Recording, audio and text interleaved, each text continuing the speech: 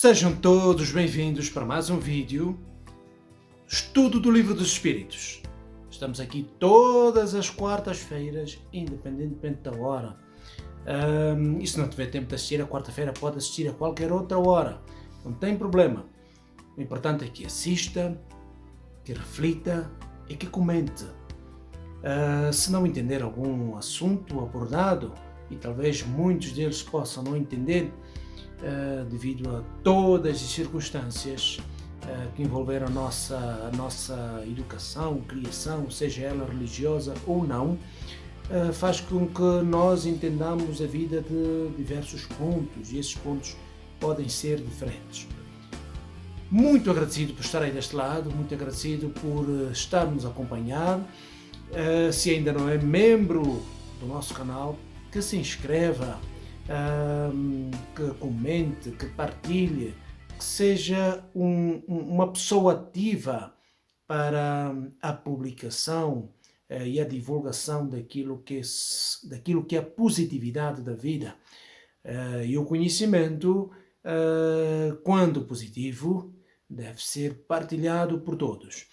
Hoje vamos falar das diversidades, hoje continuaremos ainda no capítulo 10, que é o capítulo da criação, tudo isso ainda da primeira parte do Livro dos Espíritos. Até agora só estamos na primeira parte, e vamos falar hoje da diversidade das raças humanas, tal como falamos no vídeo anterior. E é uma forma que é uma continuação, aliás, isso é uma continuação. Vamos entender o porquê que temos as diversas raças no globo, o porquê que elas estão diferentes, tudo isto nós vamos entender. E estamos a fazer aqui um paralelo entre o Livro dos Espíritos e o Livro da Gênesis.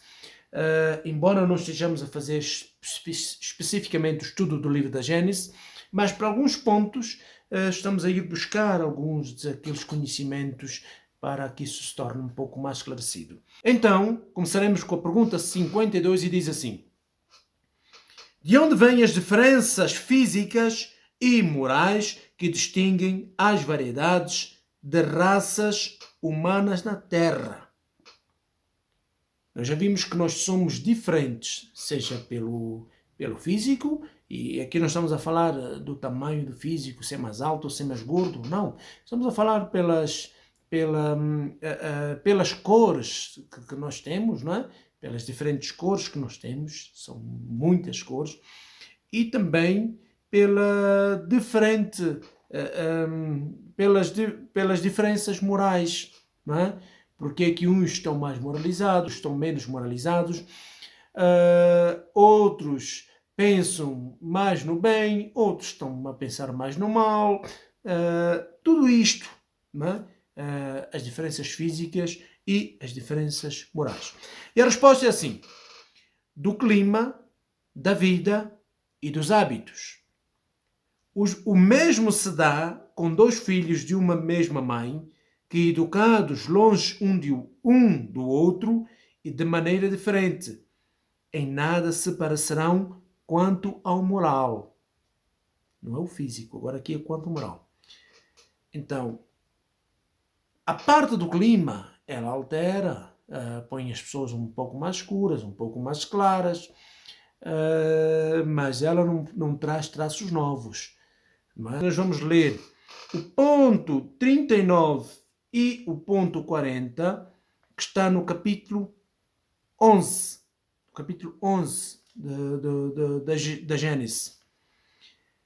Então, no ponto 39 diz assim: no estado atual dos conhecimentos, não é admissível a doutrina segundo a qual todo género humano procede de uma individualidade única, de há 6.000 anos somente esta parte. Tomando a ordem física e a ordem moral, as considerações que a contradizem se resumem no seguinte: do ponto de vista fisiológico, algumas raças apresentam característicos tipos particulares que não permite se lhes assinale uma origem comum. Há diferenças que evidentemente não são simples efeitos do clima, pois que os brancos que se reproduzem nos países dos negros não se tornam negros e reciprocamente. O ardor do sol tosta e brume a epiderme, porém nunca transformou um homem branco em negro, nem lhe achatou o nariz ou mudou a forma dos traços da fisionomia, nem lhe tornou lanzudo e encarapinhado o cabelo comprido e sedoso. Sabe-se hoje que a cor do negro provém de um tecido especial subcutâneo peculiar à espécie. Estamos a falar da melanina, né, com a maior mais quantidade ou menos quantidade de melanina. Há-se, pois, de considerar as raças negras, mongólicas, caucásicas, como tendo origem própria, como tendo nascido simultaneamente ou sucessivamente em diversas partes do globo. O cruzamento delas produziu as raças mistas secundárias. Os caracteres fisiológicos das raças primitivas constituem indício evidente de que elas procedem de tipos especiais. As mesmas considerações se aplicam, conseguintemente, assim ao homem, quanto aos animais no que concerne à pluralidade dos troncos. O ponto 40 diz assim: Adão e os seus descendentes são apresentados na Gênesis como homens sobremaneira inteligentes, pois que, desde a segunda geração, constroem cidades, cultivam terras, trabalham os metais, são rápidos, são rápidos e duradouros seus progressos nas artes e nas ciências. Não se conceberia, portanto, que esse tronco tenha tido como ramos numerosos povos tão atrasados de inteligência, tão rudimentar, que ainda em nossos dias rastejam a animalidade, que hajam perdido todos os traços e até a menor lembrança do que faziam seus pais. Tão radical diferença nas aptidões intelectuais e no desenvolvimento moral atesta, com evidência não menor, uma diferença de origem.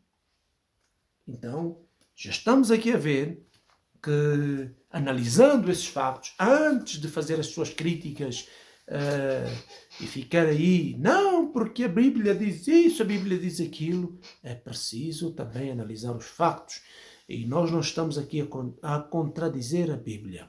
Nós estamos a analisar factos e contra factos não existem argumentos possíveis. A Bíblia está certa, embora tenham aqui os entendimentos que foram um pouco adulterados. E avançamos para a pergunta 53 e diz assim: o homem surgiu em vários pontos do planeta? A resposta é sim, em diversas épocas, e aí está uma das causas da diversidade das raças. Depois, os homens, dispersando-se sob diferentes climas e aliando-se a outras raças, formaram novos tipos. Esta é a resposta da pergunta 53.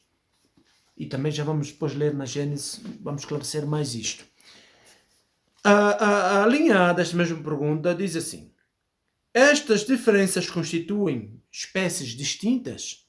A resposta: certamente que não. Todos são da mesma família. As diferentes variedades do mesmo fruto impedem-no de pertencerem à mesma espécie? 44 diz assim: se a espécie humana não procede de um único indivíduo, os homens devem deixar-se de considerar-se irmãos por isso? E a resposta diz assim: todos os homens são irmãos em Deus, porque são animados pelo Espírito e tendem para o mesmo objetivo. Quereis sempre tomar as palavras ao pé da letra. E esse é um dos grandes problemas que nós temos, é tomar a palavra ao pé da letra, sem entender o espírito que ela significa. E aqui na Gênese, vamos para o ponto 41, vamos ler aqui o ponto 41 e o ponto 42. O ponto 41 diz assim: independentemente dos factos geológicos, da população do globo se tira a prova da existência do homem na Terra antes da época fixada pela Gênese. Sem falar da cronologia chinesa, que remonta, dizem, a 30 mil anos. Documentos mais autênticos provam que o Egito e a Índia e outros países já eram povoados e floresciam pelo menos 3 mil anos antes da era cristã. 1000 anos, portanto, depois da criação do primeiro homem, segundo a cronologia bíblica. Documentos e observações recentes não consentem hoje dúvida alguma quanto às relações que existem entre a América e os antigos egípcios, de onde se tem de concluir que essa região já era povoada naquela época.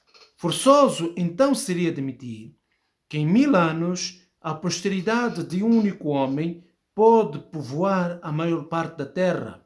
Ora, semelhante fecundidade estaria em antagonismo com todas as leis antropológicas.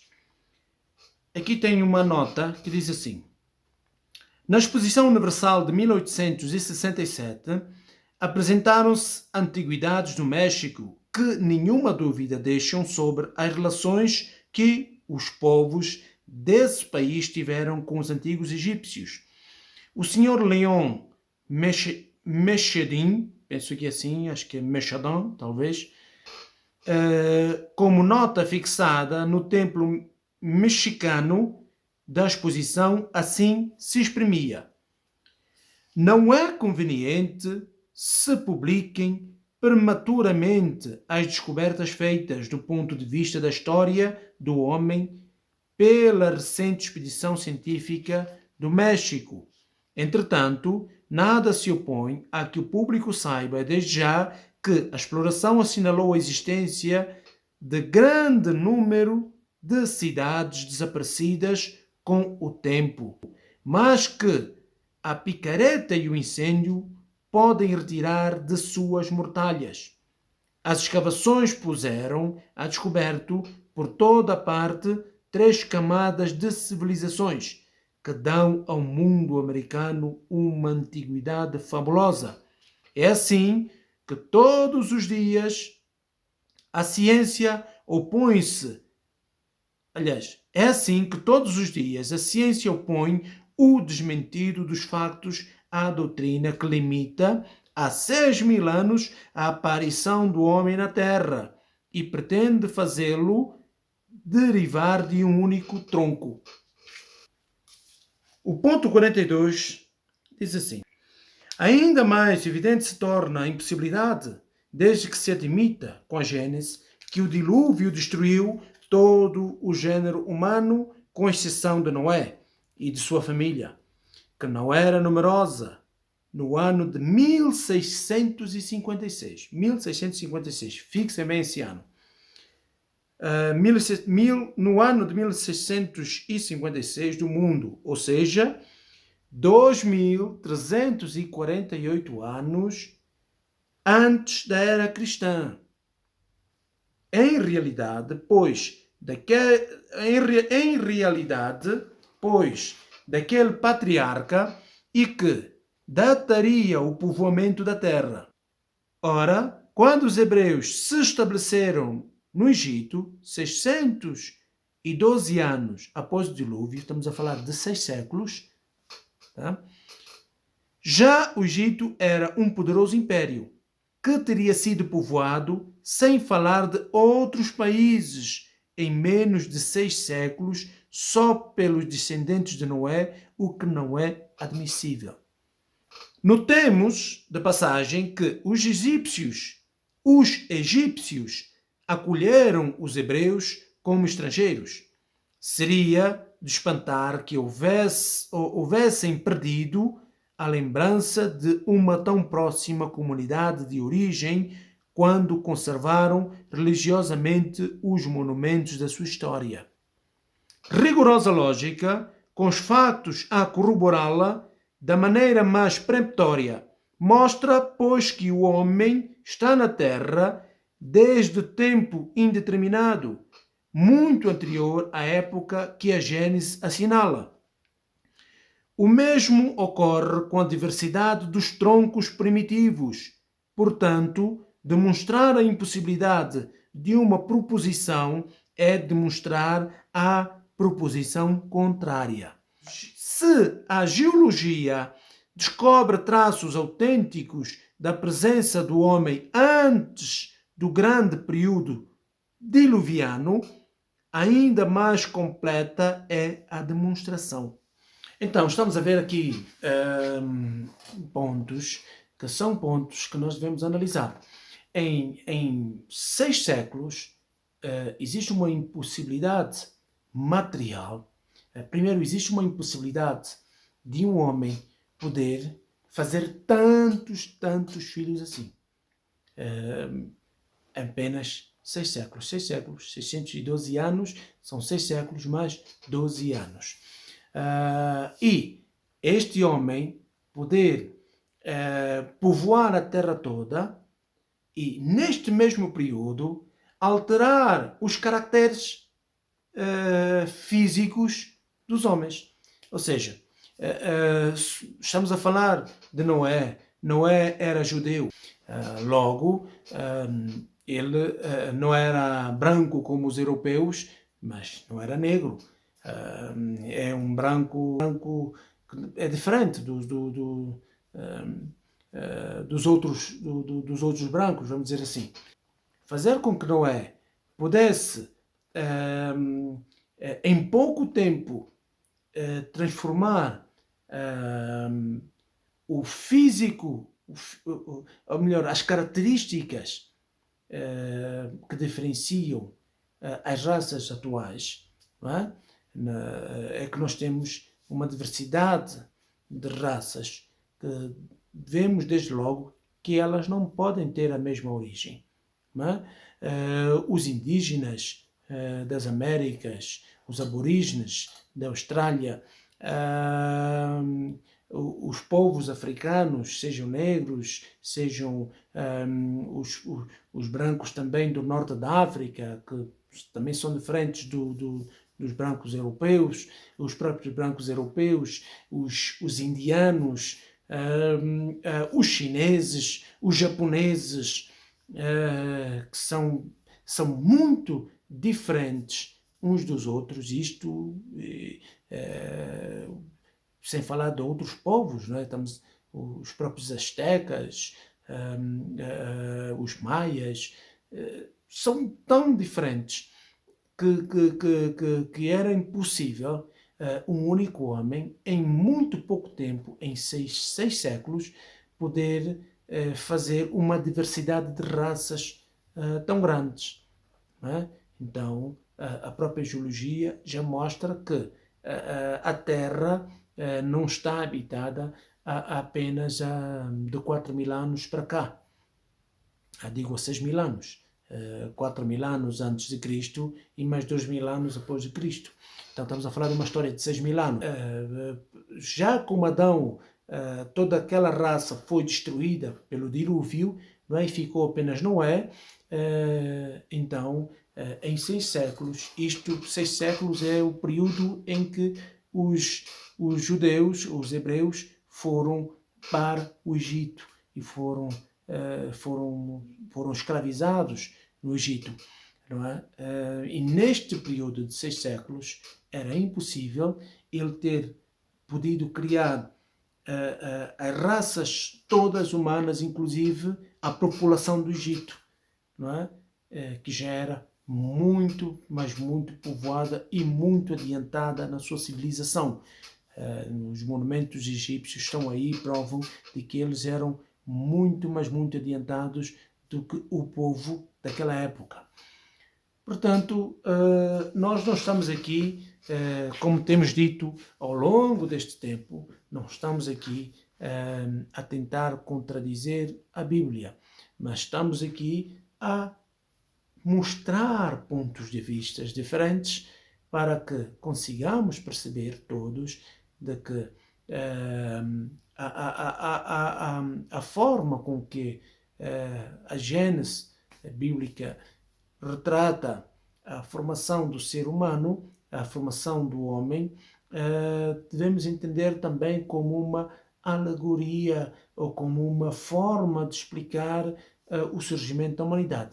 Embora nós vamos falar também deste estudo e as concordâncias bíblicas naquilo aquilo que é a formação do homem. Isto acho que estará no ponto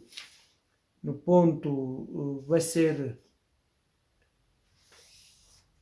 acho que o último ponto, que é considerações e concordâncias bíblicas no tocante à criação. Né? Isto será o último ponto. Muito agradecido por estar aí deste lado, muito agradecido por fazer parte. Comente, seja uma pessoa ativa deste canal, compartilhe, dê o seu like para que o vídeo seja sugerido para mais pessoas. Não vamos manter o conhecimento apenas para nós, vamos espalhar este conhecimento e fazer com que mais pessoas possam ter acesso a ele. Muito obrigado e até o próximo vídeo.